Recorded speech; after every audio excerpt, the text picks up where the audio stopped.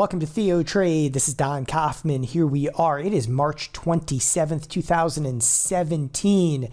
We've got just about 12 minutes left in the trading sessions with the S&P futures down about 4 handles. You know, I wanted to record this video with the market still open to give you a little bit of depth in some of the areas that I see and some of the more important areas, okay, of markets that are going on right here, right now.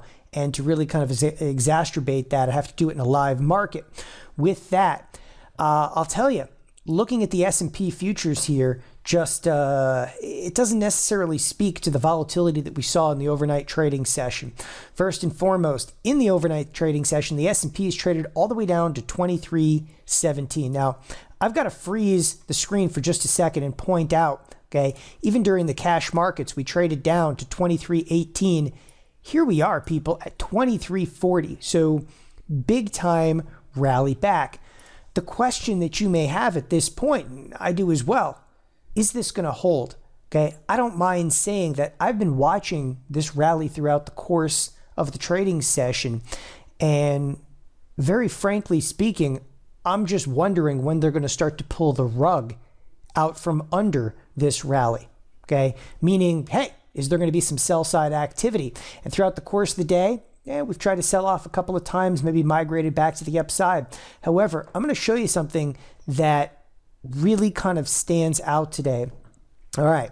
First of all, in terms of weakness, the XLF, in terms of a sector, specifically the financials, just opened the day in a hideous, hideous nature. You had a product that was down like 1.7%, still down, okay? 0.5%. Now, I keep pointing this out. The financials have had, okay, and tried to rally back numerous times in recent trading sessions. Today, we still fail to ultimately come up to even the even point. Along with the XLF, it's pretty notable because I've got some positions. Obviously, I'm short the XLF, a few thousand shares of the XLF. I'm also inside of a short position in Bank of America, which is just, it's not having that kind of wild bounce trade that you would expect. But one of the things that I want to display to you, specifically in this evening video here, that's a little bit off the beaten path, is an area that I don't believe that really any other traders look at on a day-to-day basis. And for that, we're going to go to the volatility futures.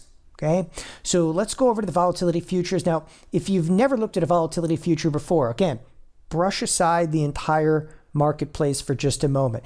This is going to be some pretty in-depth analysis. Okay, the volatility futures is a tradable or tangible product, meaning that if you take a look right here at these volatility futures with 23 days remaining to expiration, and you may be thinking to yourself right now, I don't trade volatility futures. I want nothing to do with volatility futures. I get it. But an understanding of the volatility futures, okay, it can really speak volumes. So what we want to do in this particular circumstance is I want you to look at the April volatility futures, which are currently trading at 1360. Okay. Now, in volatility futures, no one really trades, okay, these kind of weekly contracts in here. So you pretty much just have to draw a line through them, okay? The next contract we really want to look at is with 51 days left. That's the May contract. So what we're doing right now is we're comparing the April contract to the May contract. So think about it this way. In the next, okay, 23 days, what can happen to markets versus what can happen to markets in the next 51 days. Well, what can happen to markets in 23 days? Okay, what can happen in markets in 51 days?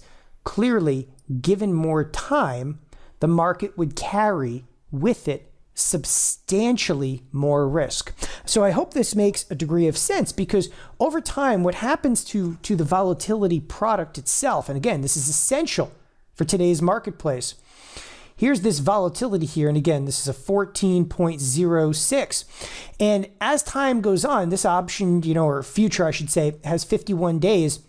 And like an option, okay, as time goes on and we get closer, all right, to the current, the futures contract, literally feels like it's decaying. And this is actually what is termed drag on the futures contracts. So if you've ever seen a chart of these futures contracts, so here happens to be the VX futures, there's a lot of different contracts. So we come up here, okay, we go to futures, adjust for contract changes, hit apply, hit OK. You can see that the volatility contract always looks like it's just doing what? Decaying and decaying and decaying and decaying, okay? Because frankly, it really is. So back over here, so what you can say is very, again, simple in context. With 51 days to go versus 23 days, well, there's a lot more risk in 51 days. Why? Because the world could blow apart in 51 days. In 23 days, however, there's not as much risk. But what I noticed late last week and even today, okay, is that the distance, and again, this stuff gets pretty wild, right? The distance between here's the April contract and here's the May contract, okay? Lately, we've seen the distance between these two. Well, right now, what is it? Here we have a contract sitting at 1360. Out here we have a contract that's sitting at what? 1406. So roughly speaking, what's the distance? And you could say, it's right around like 46 cents, okay? Well, lately the distance between those contracts has been as great as $1.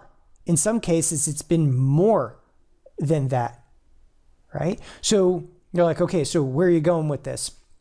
What's going on in markets right now is that these short-term volatility futures have actually picked up. And this morning, the short duration volatility futures were trading almost the same level as the longer duration volatility futures. What that would entail is that risk is imminent. If these short duration volatility futures, okay, are close to or even with the longer duration volatility futures, it stands for risk now, risk imminent. I mean, if you think about it, how could 23 days of volatility hold the same risk as 51 days of volatility? And frankly, the answer is simple. The volatility in the next 23 days is so extreme that it can actually say, and we flip over at that point, and they say, risk is right here, risk is right now, it is in your face. Now, here's one of the most interesting things about this, because at this point, you know, you're like left like spinning. You're like, oh, what does this mean for right now? Well, for that, we're going to go to a chart, and we're actually going to go to a product depth chart. What you're actually looking at right here are the volatility contracts. This is actually the VX and a depth chart. This is actually measuring May, okay, April, June, July, okay, all the way out to September. And if you look down here at like the April, and again, I'll highlight this on your screen if you've never seen one of these before. If you look right there at April, where's it trading? Oh, well, okay, right in the, 1360 range. How does that compare to looking back over here? Oh, lo and behold, it's about 1368. So the depth chart is showing you plots, okay, for April, May, June, July. And what I noticed, okay, is very, very entertaining. And that has a tremendous amount to do with, let's look back at last week's depth curve, okay? So now we're actually going to show you last week's curve.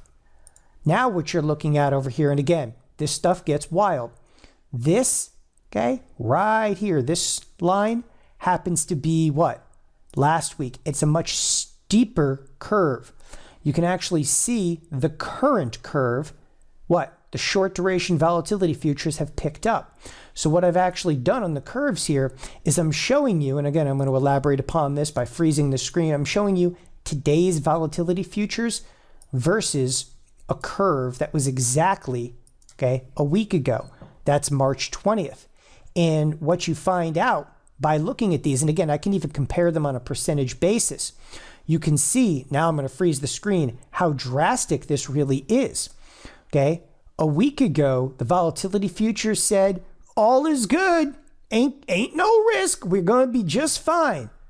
Yeah, well, today, even though we rallied today, the volatility futures, and again, this is on a percentage basis, the volatility futures are still saying, we might be in trouble, okay? And they're screaming it right now.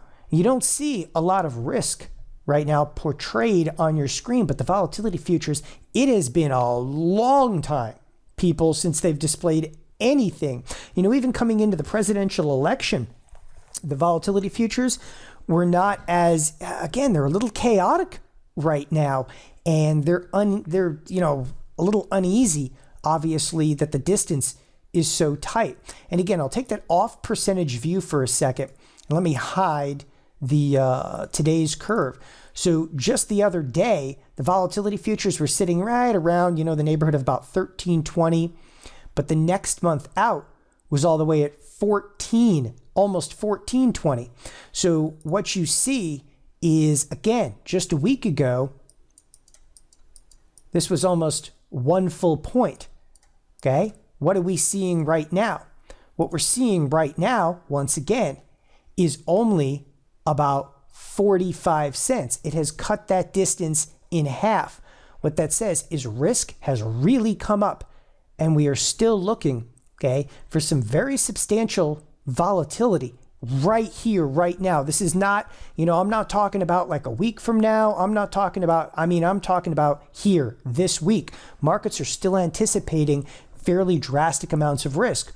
If they weren't, the volatility futures in the short duration would drop versus the 51-day expiration out there. And again, I know if this is the first time that you guys have ever heard about volatility futures, and what I'm getting into is, contango and backwardation, well, I'll spend some more time on it. But people, this is what really drives markets. You're not going to see any MACDs and Fibonacci's and Bollinger Bands, in today's session over here. When you start hitting volatility, okay, you better know what you're ultimately in store for.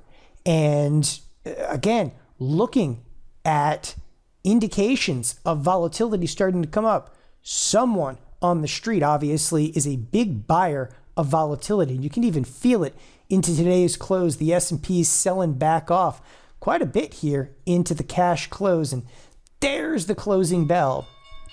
Thanks everybody for joining us here at TheoTrade. Again, expectations still foresee some substantial volatility throughout the course of this trading week. Thanks everybody. Have a great evening. Bye-bye.